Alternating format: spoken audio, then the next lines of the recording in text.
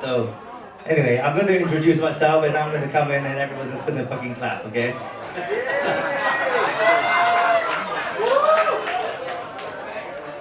Okay, where's Alex? Alex is here. Ladies and gentlemen, please welcome the one and only, your auntie from, yeah, oh my love, your Auntie G, your host of the evening. Please put your hands together.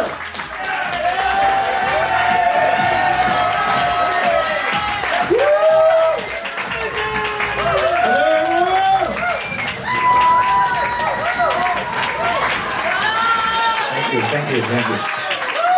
Keep tapping. Thank you guys. What a beautiful crowd tonight we have here. There's a lot of celebrities here. I have no idea who they are. But welcome everyone. It's our first ever live reporting show, a live chat. Hosted by myself, Auntie G. By the way, I'm not gay, so it's okay. But anyway, let's get the show rolling because we have three special guests tonight. The first one who's a very dear friend of mine, who is one of the sexiest, to me I think he's one of the nicest, sexiest actor, singer in Hong Kong. And I've known him for over 6 years now. And anyway, I'm so happy to for him to come on to our first show tonight. And his name is Alex Lam. Please give a warm welcome and applause, Mr. Alex Lam.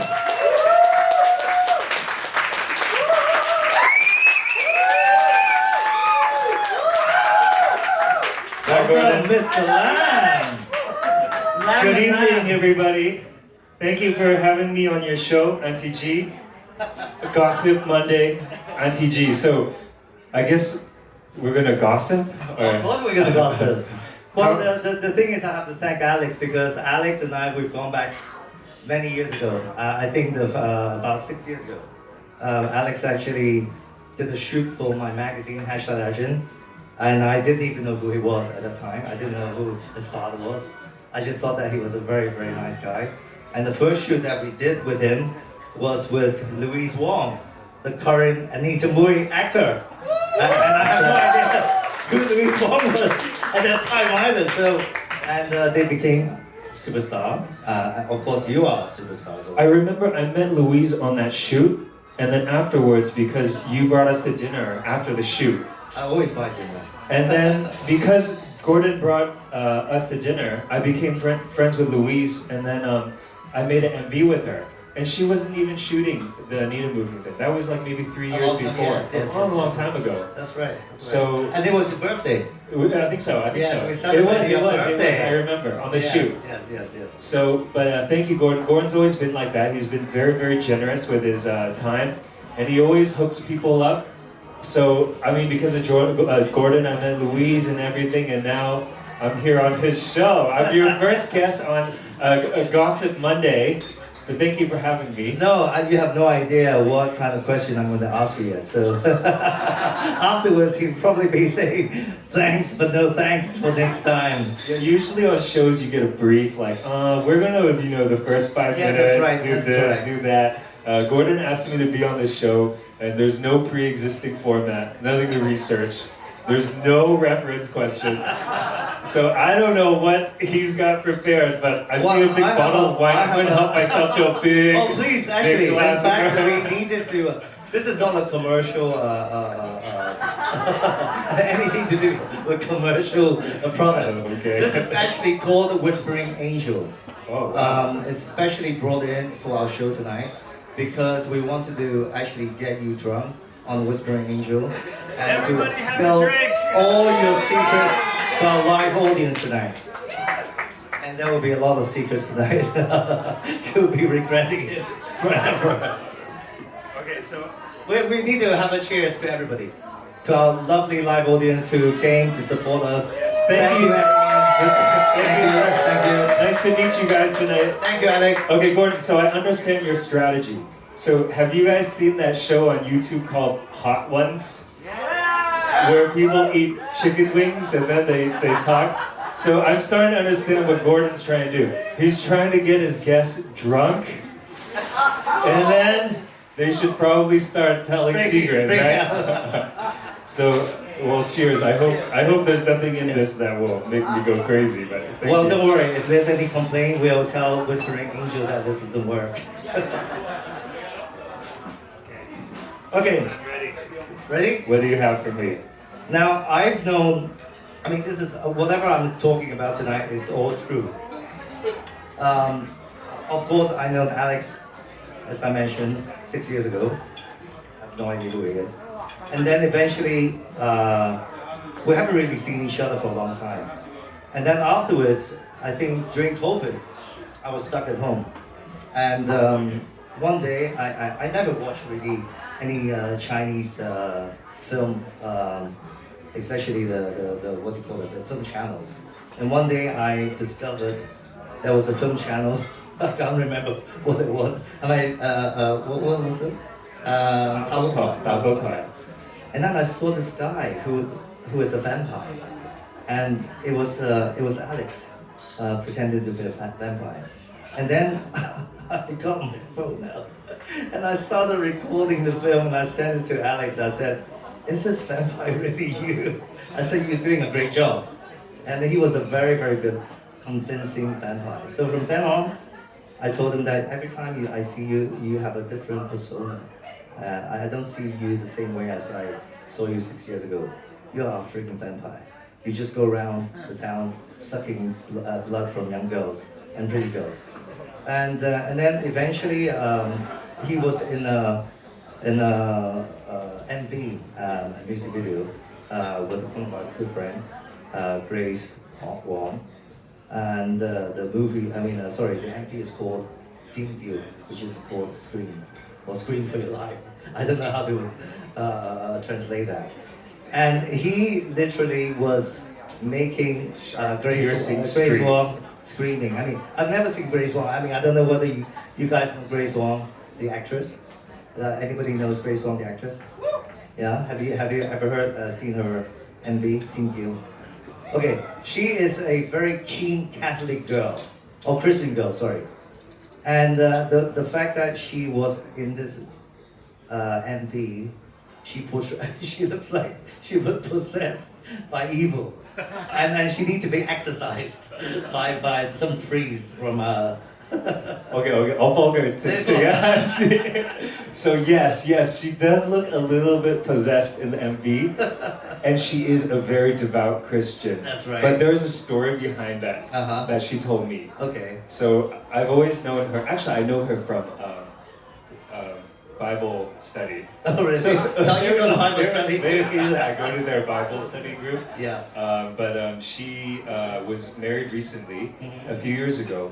And she felt very, she wanted to tell the story of her love story with her and her husband, which they've met, and they were, doing long distance for a span of maybe 10 to 15 years. Right. And they finally came together in Hong Kong, they got married, and she wanted to express all the glories of love under marriage, under being married under God. Right. And to show people that when you're married under, the light of God, it's something to be very proud of. Okay. But she wanted to film a very, very, very, very, very, very, very racy and possessed expression of this. Right. And then she told me that she wanted to find her husband to do it, but her husband was too shy.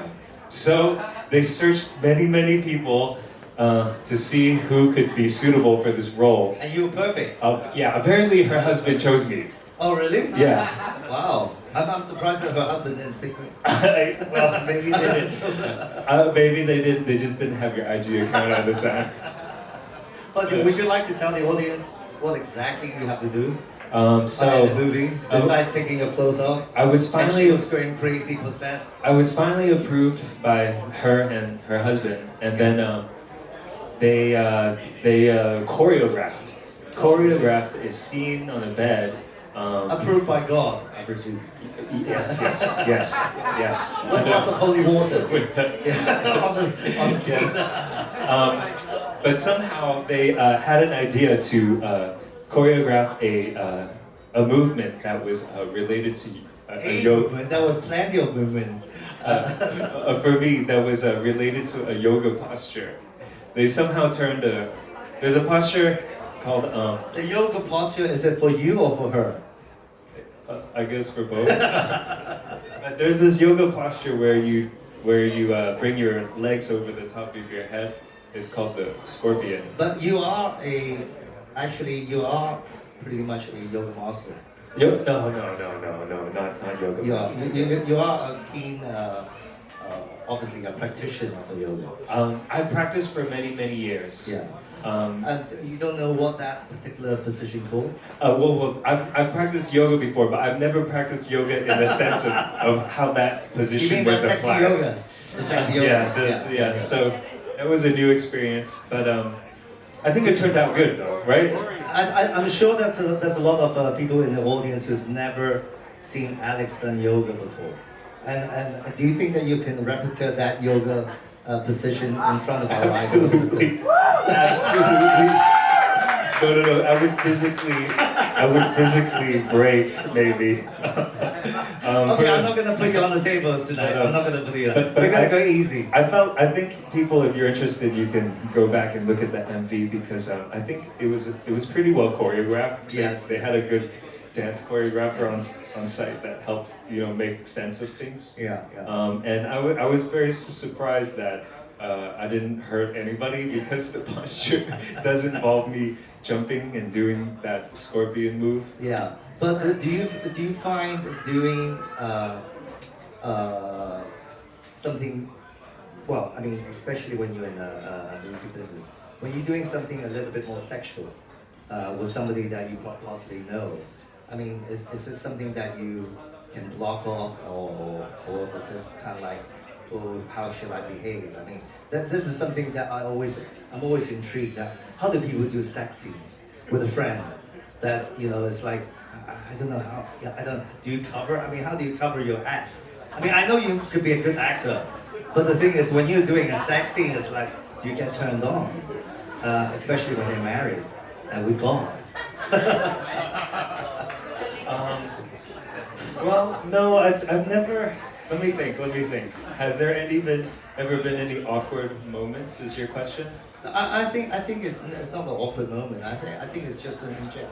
Let's not talk about grades, for example, because I did a little bit of study of Alex's past film. No, you did. And, Let me look at your surprisingly, there was a film called Lan Kwai Fong, and where this film, I don't know how many people has seen the film Lan Kwai Fong, and it's depicting a bunch of guys going around Lan Kwai Fong, and all these guys get laid very easily. Now, I've been in Lan Kwai Fong for many years. I opened a drag night, Tasmania. Trust me, I never get lucky as much as he does in this film. And I mentioned to you before, I was actually in a film called Ray Fever. And if you wanted to look up, you should try to look up Ray Fever. It was actually directed by a acclaimed producer called Alex Lam, who actually is the director for a very famous film called Infernal Affairs, Mogando. Okay, so I actually was in his film before he got famous with Mogando. Trust me, Ray Fever, I have zero sex. And we were going around partying in Hong Kong. No sex scene in this film. But Lan Kwai Fong, everybody was getting laid. Come on, I know Lan Kwai Fong for a long time. Raise your hands now who actually came out to Central tonight. Who thinks that they're gonna get laid tonight? See?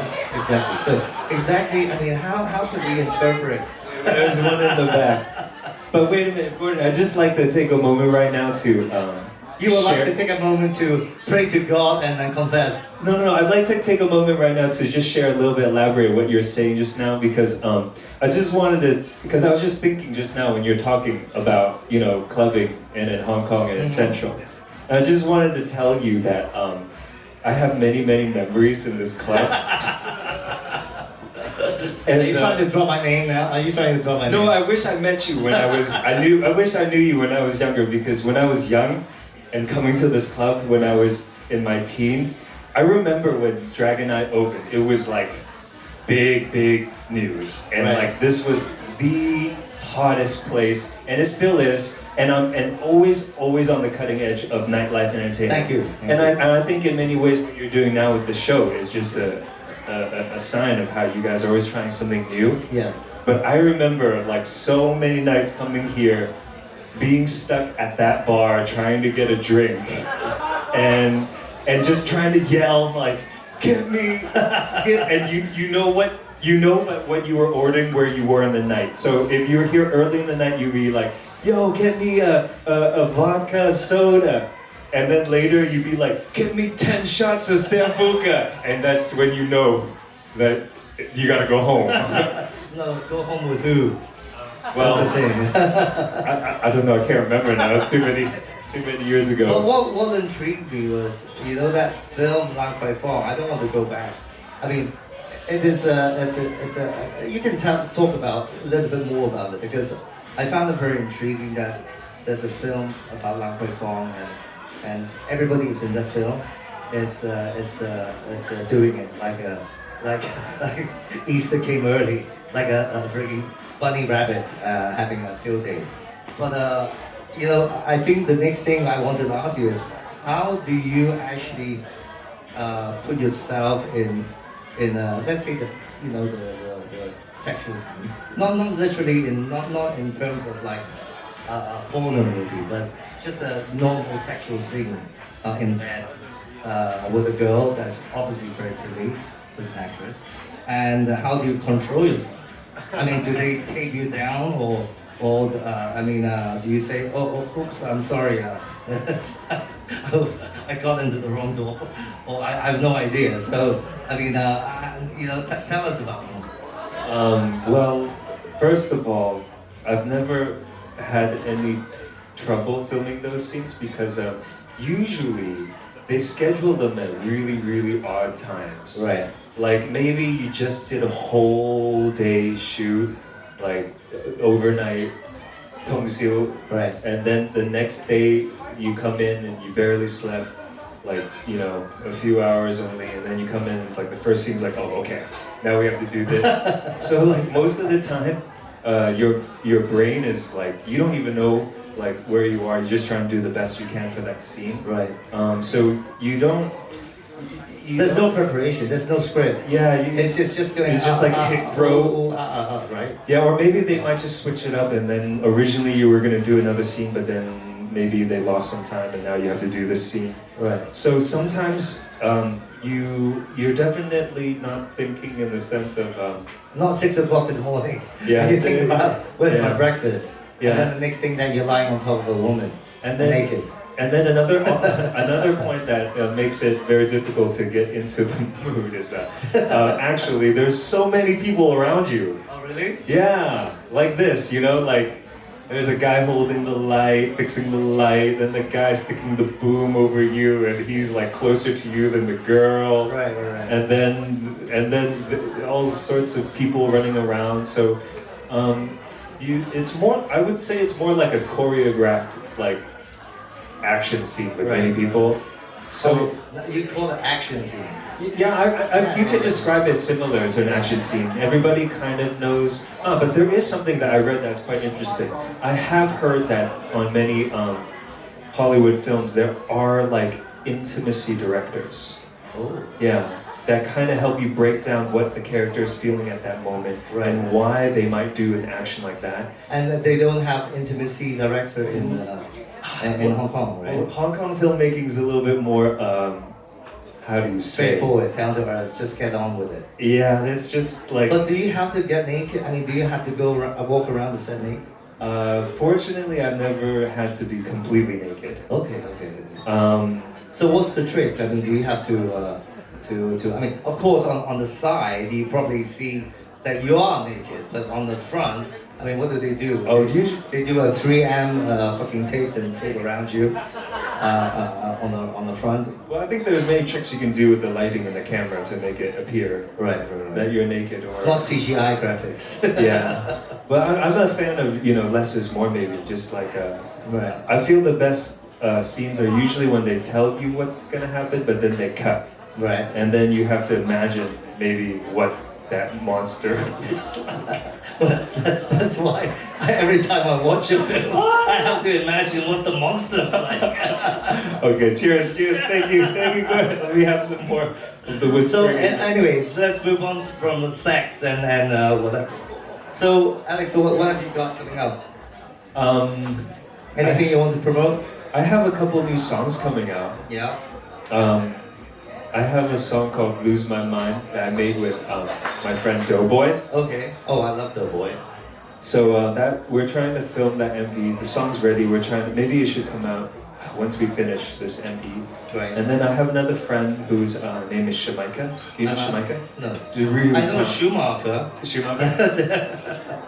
She's a really talented producer and singer here. Right. And last year during COVID, I made a couple songs with her. Mm-hmm. So I have these 3 songs lined up. I'm just trying to see if I can bring them out. When are you planning to launch?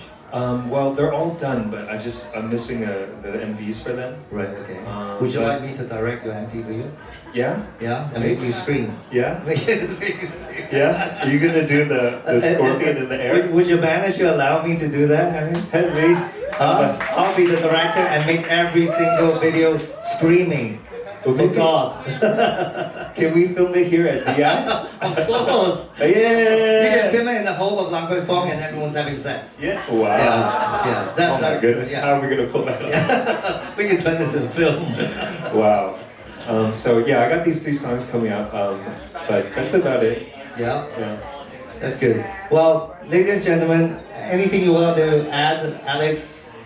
Thank you for Okay. coming. You know, because since we're doing it live, we have a chance for any of the live audience to actually ask Alex any questions. Are there anybody who would like to ask Alex any questions? Or are you too shy? Anything? His number, his home address. Let's see. Okay.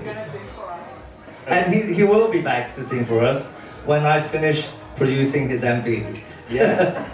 Okay, everybody put your hands together for Alex Lam. Thank you. Thank you guys. Thank you, Alex.